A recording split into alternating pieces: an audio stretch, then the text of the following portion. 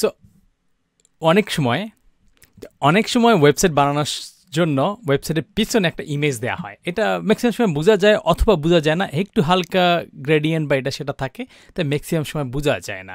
তুমি যদি এই অরিজিনাল ওয়েবসাইটে যাও তাহলে দেখবে এই যে কোনার মধ্যে একটা জিনিস আছে, এইখানে হালকা ওয়াটার মার্কের মতো করে ডেভেলপার লেখা আছে, এটা ব্যাকগ্রাউন্ড ইমেজ দিয়ে করা। তুমি সেটা বুঝবা এই কারণে যে তুমি যদি আমাদের ফোল্ডারের মধ্যে যাও, এই টপ ব্যানার এই ছবিটা ওপেন করো, তাহলে দেখবে এই হালকা যদি ভালো করে দেখো তাহলে দেখবা ডেভেলপার এবং এই জিনিসটা দেয়া আছে।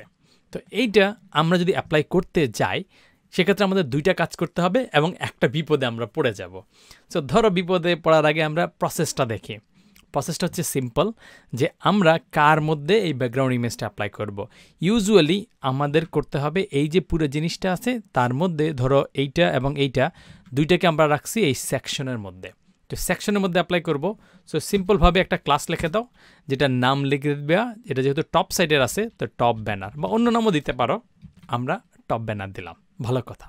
এখন ব্যাকগ্রাউন্ড ইমেজ অ্যাপ্লাই করে হচ্ছে ওই ক্লাসের মধ্যে অ্যাপ্লাই করবা যে টপ ব্যানার, এরপরে হচ্ছে তুমি ব্যাকগ্রাউন্ড ইমেজ দেবা।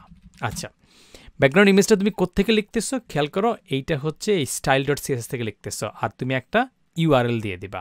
আচ্ছা, ইউআরএল এই ডাবল কোটের মধ্যেই দিবা, কিন্তু দেওয়ার সময় তোমার খেয়াল করতে হবে যে সিএসএস ফাইলটা যেই জায়গায় আছে তার রিলেটিভে তোমার ইমেজটা কোন জায়গায় আছে।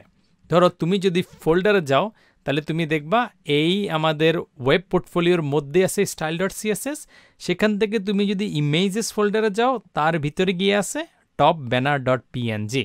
তো তুমি এটা দাও, ধরো হচ্ছে ইমেজেস স্ল্যাশ টপ ড্যাশ হচ্ছে ব্যানার ডট পিএনজি, এটা তুমি লিখে দিলা। এরপরে তুমি যদি ওয়েবসাইটে যাও, আমাদের ওয়েবসাইটে, সেখানে যদি রিলোড করো তুমি কিছু দেখতে পাবা না। এটা হচ্ছে একটা ক্লাসিক্যাল প্রবলেম আছে, এটা অনেকভাবে সলভ করা যায়। তবে একটা সলিউশন হচ্ছে, ধরো তুমি যখন এই জিনিসটাকে ফ্লোট করে দিলা, ধরো তুমি এই দুইটাকে ফ্লোট করলা না করে ধরো এই জায়গাটায় যেখানে তোমার ফ্লোট দেয়া আছে এইটাকে তুমি আপাতত সরাই দিলা, সেভ করলা, এরপরে রিলোড করে দিলা, তাইলে কিন্তু তুমি এই যে ব্যাকগ্রাউন্ড ইমেজগুলো দেখতে পাবা, মানে অনেকগুলো জায়গায় সেগুলো আমরা ফিক্স করতে পারি কিন্তু দেখতে পাবা। সেটা হয় তুমি যখন দুইটা জিনিসকে ফ্লোট করো তখন কি হচ্ছে, সেটাকে তুমি তার জায়গা থেকে সরাই নিয়ে ওই একটা সাইডের আরেকটা সাইডে নিয়ে যাচ্ছ, তার মানে যেই জায়গায় সে থাকার কথা ছিল ওই জায়গা থেকে সে উঠে যায়। উঠে গেলে ওই যে ভিতরের জায়গাটা যেটা ছিল সেইটার আর কোনো উইডথ বা হাইট থাকে না।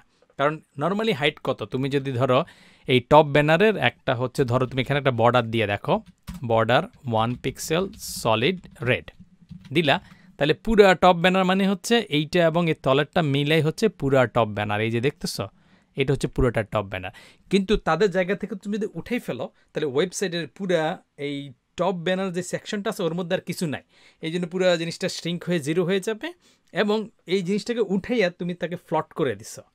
এই কারণে তখন আর কোনো হাইট থাকবে না। তুমি যদি হচ্ছে এই ফ্লটটা এখানে নিয়ে আসো, ধরো ফ্লট লেফট আমরা ফেরত নিয়ে আসলাম, এনে যদি করি আমরা রিলোড করি, তাহলে দেখছো এই পুরা জিনিসটা একদম আগে যেটা ছড়ানো ছিল ওইটার থেকে সবগুলো জিনিস বেরোয় গেছে, তার মানে ওইটার আর হাইট নাই।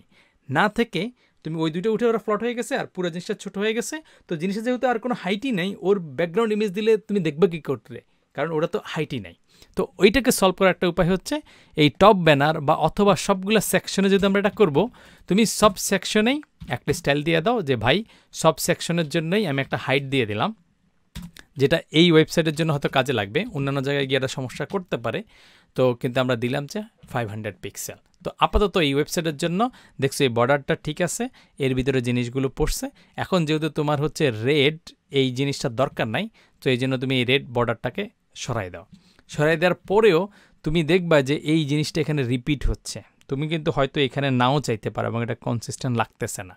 সেটা কেন হচ্ছে ওইটা পরে আবার ভালো করে বুঝবা, যে হচ্ছে যদি তোমার ব্যাকগ্রাউন্ড ইমেজ থাকে তাহলে যতটুকু অ্যাভেলেবল স্পেসের মধ্যে থাকে ওটা হচ্ছে একটার পর একটার পর রিপিট হইতে থাকে যতক্ষণ পর্যন্ত এটা জায়গা শেষ না হবে। ছোট ইমেজ যদি হয়, ফুল উইডথ যদি হয়, তুমি এটা অনেকভাবে সেট করতে পারো। তো এইখানে আমরা হচ্ছে একটা তালগোল মিলে একটু শর্টকাটে সেট করি, সেই জন্য আমরা এটা বলে দেই যে এটার ব্যাকগ্রাউন্ড এখানে লেখাই থাকবে যে ব্যাকগ্রাউন্ড রিপিট একটা স্টাইল আছে। এইটা দিলে অনেকগুলো অপশন আছে, তার মধ্যে একটা অপশন হচ্ছে নো রিপিট, যে ভাই তুই কোনো রিপিট করতে পারবি না। এরপরে তুমি যদি এখানে এসে দেখো তখন তুমি দেখবা এটা হয়েছে, কিন্তু হালকা একটু খুচরা ঝামেলা রয়ে গেছে, এটা একদম কোনার সাথে মিলে নাই। একদম ম্যাগনিফাইং গ্লাস দিয়ে যদি দেখো তাহলে দেখবা মিলে নাই।